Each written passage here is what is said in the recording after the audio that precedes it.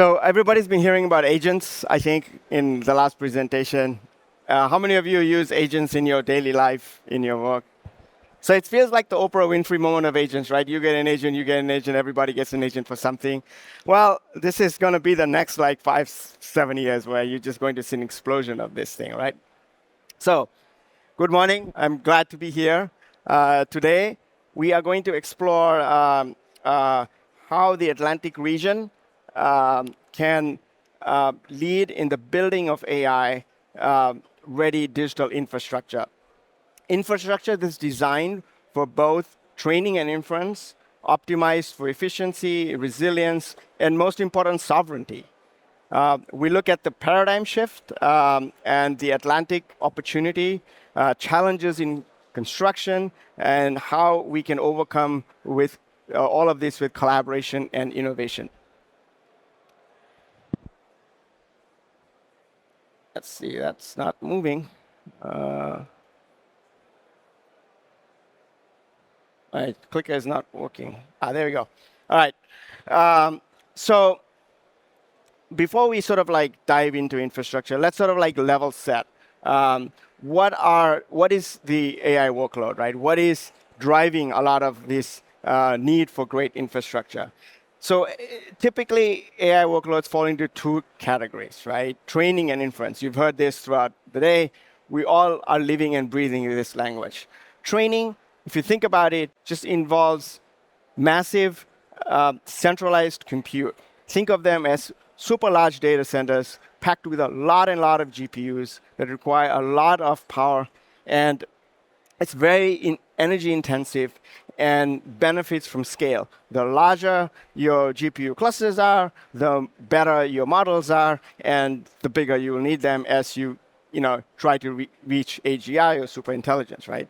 On the other hand, it's also about those trained models and in real time how they are being distributed. So you're thinking about low energy, closer to the user, and our infrastructure strategy must therefore balance this sort of centralized power for training and distributed energy for inference. So let's sort of dive into that. And so this whole requires a new kind of paradigm shift, right? It's an enormous, I call it sometimes a tectonic shift in the industry that's happening. We haven't seen something like this. And why is that, right? Why are we experiencing this? Because for the last 20 years, we've been dealing with general compute, all right? That's super predictable, right? You know that, okay, from this generation of x86, you're going to go to the next generation and next generation. And so basically, everything was built around general purpose solutions, and you built your workload on top of it. So AI has completely changed that, right? The demands are around accelerated compute, right? They're very distributed, no longer centralized. They're dynamic, and they're very, very specialized, right? So the shift touches everything from hardware, architecture, data centers, data distribution, software, and most important of all, energy. Like when the cloud was booming, nobody talked about energy as much as we talk about now. Everybody's super getting educated on energy, right? They know more about power grids than they ever thought before, right? Why is that? It's because right now the biggest constraint is not actually compute, it's actually energy. So we'll talk about that in a little bit, all right?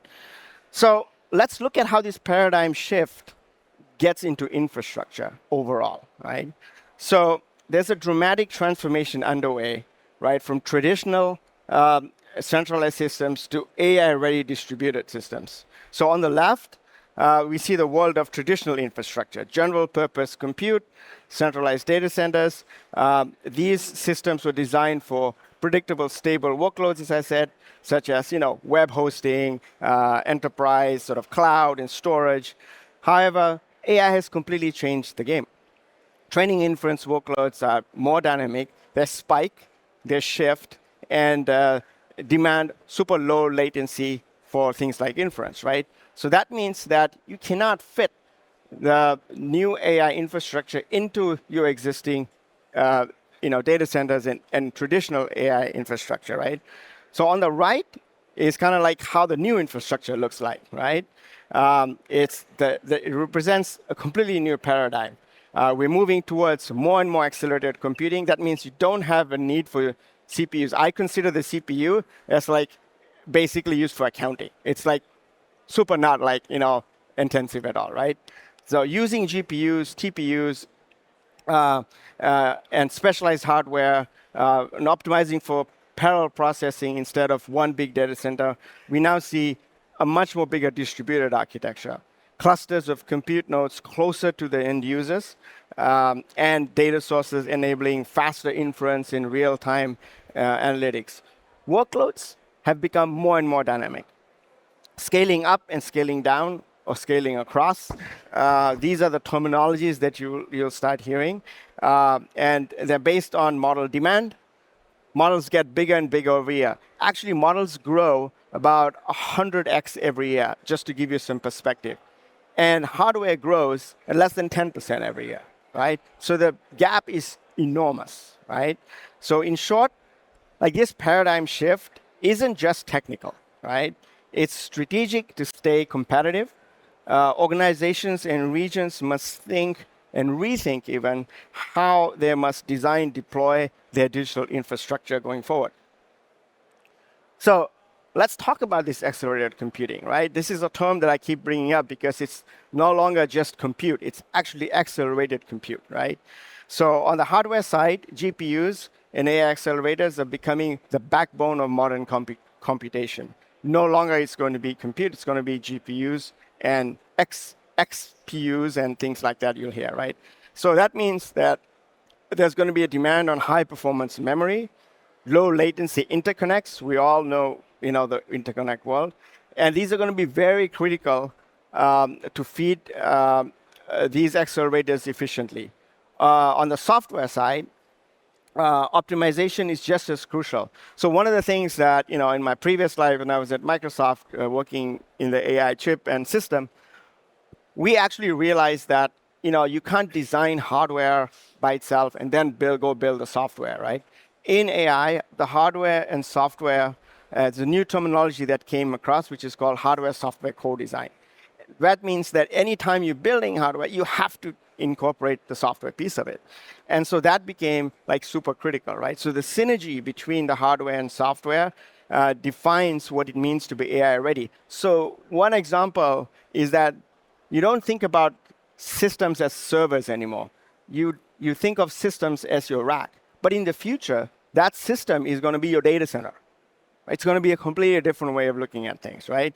So think about your compute now. Minimal node is actually going to be your data center. So let's talk about the Atlantic opportunity. This, I think, is massive, right? The Atlantic region has to be strategic and has to play a strategic role in this whole digital transformation of AI. Our transcontinental connectivity, cables, and digital pathways make this region a real natural hub for global data exchange, right? By developing AI infrastructure in the Atlantic region, we can create an end-to-end value chain, right? That's sovereign, green, and globally connected, right? So when I look at this map, it's very nostalgic because I've built networks for like a large, portion of my life. And so it's ingrained. When you have all this infrastructure built, you just keep building on top of it, but you build greater and bigger things, right? So we can make actually the Atlantic region the bridge that powers the AI century. So I want to keep that thought in your head, and we'll go through it in the beginning. So I said end-to-end value chain in my previous slide. What does that really mean, right?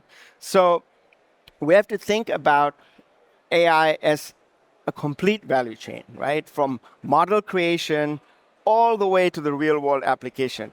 So not just hardware, but everything else end to end. The entire chain is interconnected. You break one link of this chain, whether it's compute capacity, whether it's network bandwidth, whether it's even regional resilience, right? And the system starts to become inefficient, right? And eventually will collapse. So AI systems will really going forward will rely on this end-to-end value chain. So building an AI-ready Atlantic region means strengthening every link in this chain, right? From the data centers to the cables to the edge nodes, and the applications that depend on them. So just don't think of, oh, I'm going to wait for the applications to show up and then put it on my infrastructure. You are all part of that value chain, right? So what are those biggest bottlenecks, right, that we come across? What is it? The biggest elephant in the room is power, right? Power is number one. It is the most limited thing that gets in the way of acceleration of AI, right? But not only just power, right? You got to think about fiber. You got to think about latency. Think about resilience. Don't forget about regulation. Regulation is very, very key, right? As we are going to build this infrastructure, it's not only technical, right? So because they're fragmented standards, like we gotta come together as community and solve this problem, right? And resilience, right? Lack of redundancy in different regions, data sovereignty, these things are like super important, right? And fiber, right? There's just as we're building more and more data centers, more and more interconnect, you just need, more of those things, right? As we go along. The other one is, as we're building these models faster, as I mentioned, right? The other thing that's actually slowing things down and becoming a huge constraint is construction, data center construction, bricks and mortar, right? It's physics. It's a hard problem, right? Like what's really hard about it, right? In pre-construction, the amount of humans that are involved. Actually, construction by 2030 will be a $15 trillion industry. And if you keep building a lot of data centers, they're going to take a large chunk of that, right? At least 2 to 3 trillion, right? Now, the problem in the industry is that there's a labor shortage, right? There's only so many humans that can do the job, but it takes a very, very long time to build data centers. Nowadays, if you think about it, Jensen takes out a new chip every 18 months. It takes longer than that to build a gigawatt data center, right? So if he's taking out chips 18 months or less, there's just the speed just doesn't match up. You have to change the way you're doing things. That means that you need changes in pre-construction and live construction, right? To just get things moving a lot faster. So you need to bring speed and efficiency. And one of the things I'm working on in a startup that I co-founded is really to solve some of these challenges that construction is having by building an AI system that can basically speed up construction, right? Speed up the amount of paperwork. There's a human shortage. How do we actually use AI systems to kind of build that? So those are some of the thinkings that we have to start to look at. You have to go back to the old industries and bring AI into that to modernize all of the infrastructure and keep up with it. One of the things that I want to touch on that is, I think, very important is that the partnership that's needed between the public and the private sector, right? It's an economic one, right? Regions that build early capture long-term strategic value, jobs, innovation, ecosystems, and digital sovereignty. So every dollar that you spend on AI infrastructure creates exponential value in the downstream applications, right? From healthcare to logistics to education, and Ivo was talking a little bit about that earlier on. Right? The Atlantic here, I think, can lead to not just in connectivity, right, but in capability, right? Governments are starting to recognize the importance of AI infrastructure. We are seeing, public and private partnerships, incentive programs, and policy frameworks. The key is coordination, right? Ensuring that the regulatory support aligns with sort of the technological needs and sustainability goals. The Atlantic region, I think, can be a test bed for effective public-private collaboration. We're seeing a lot of movement towards harmonized data protection, like investment incentives and AI safety standards. Public-private collaboration is accelerating, and I think it should, but regulatory agility remains key. We have to make sure that the regulatory side is agile. By aligning policy and infrastructure development, I think we can build systems that are both compliant and competitive. Security and sovereignty, right? Let's not forget that. That's super important. AI infrastructure isn't just about speed and scale.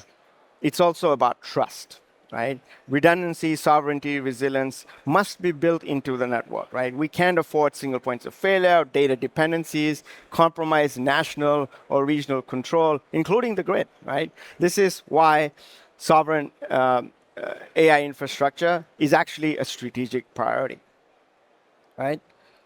So let's talk about the energy challenge, right? Uh, we mentioned that before. Energy is key, right? AI workloads consume vast amount of power, and that consumption is going to grow exponentially. In fact, when we were at Microsoft, there was a time we did this exercise where we thought that every data center we're going to build by the time 2030 rolls around, it's going to have a nuclear reactor connected to it. It's insane, right? I thought that was the craziest idea. Like, why would you even do that? Like, that sounds terrible, right? Yeah, we need energy, right? But we also need energy-aware systems, right?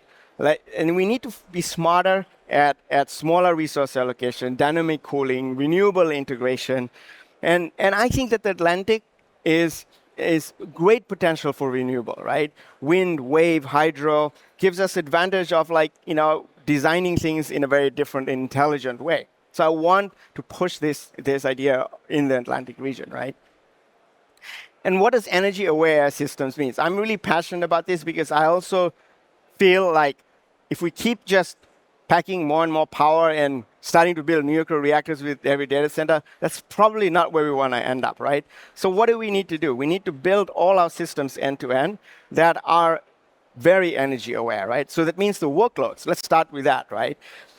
That orchestration is about how you intelligently manage AI jobs. So in a traditional setup, workloads run continuously across data centers, regardless of the energy condition, right? You could basically run everything of 9 kilowatt per rack, right? You don't care, and you don't even think about the energy, right?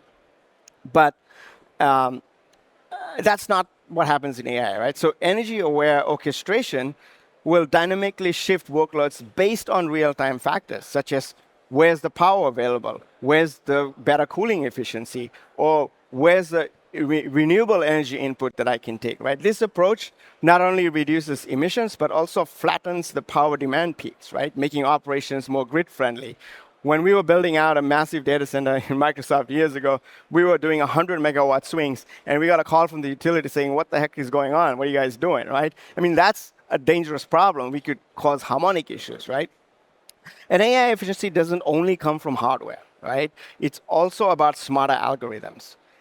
Techniques like model pruning, sparsity, quantization, and knowledge distillation reduce the size and complexity of neural networks without sacrificing the accuracy. That means smaller and more optimized models will have to start to infiltrate, requiring less compute power, which sort of directly translates lower energy use, right? And so this is an area that I think is super important that we should be. This makes sort of inference faster, right? We talked a lot about inference. That's the next wave. And more scalable across different infrastructure. You can move them across regions very, very quickly. And finally, let's not forget about carbon, right? Carbon is important. Every time data moves across region, it consumes energy.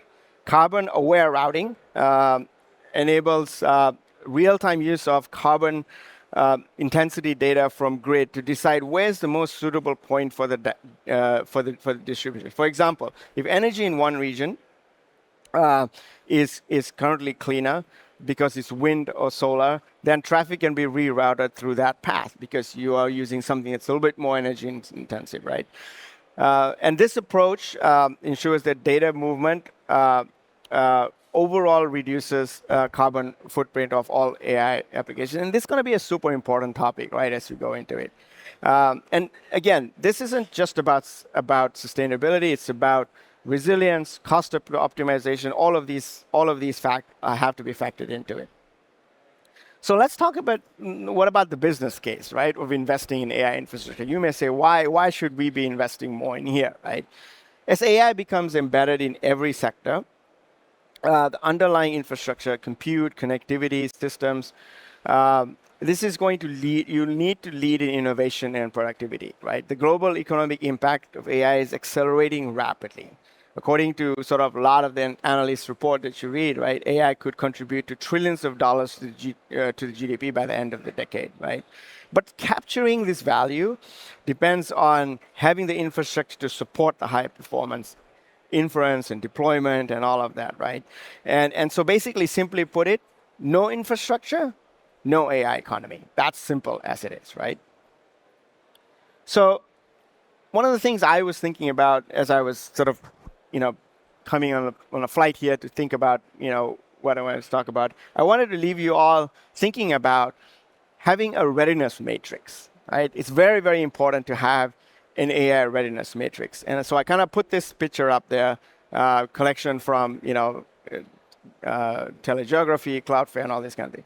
So if you look at it, right, you got, North America, that's sort of like high in power capacity, fiber, latency, and you got, other regions that are, slowly coming up strong in some areas and not necessarily strong in some areas. So when I look at it, right, as we measure connectivity, energy availability, the takeaway for me in this kind of matrix is that the Atlantic is really well positioned, right?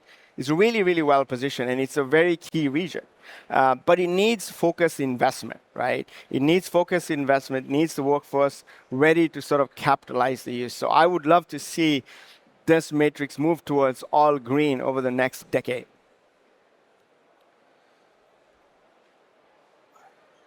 So in parting, I'm thinking, as I'm sort of like thinking about how to sort of like, in closing, I'd love to say that the Atlantic is going to be the AI superhighway, right? Our vision for the Atlantic is just that, right? It's not just infrastructure, it's a new kind of digital corridor, right? One that's sovereign, resilient, green, and connected. So by linking renewable energy generation, high energy capacity data, and AI optimized data centers, we create a model for sustainable digital growth. This isn't theoretical. The groundwork is already being laid in the Atlantic, and the time is now.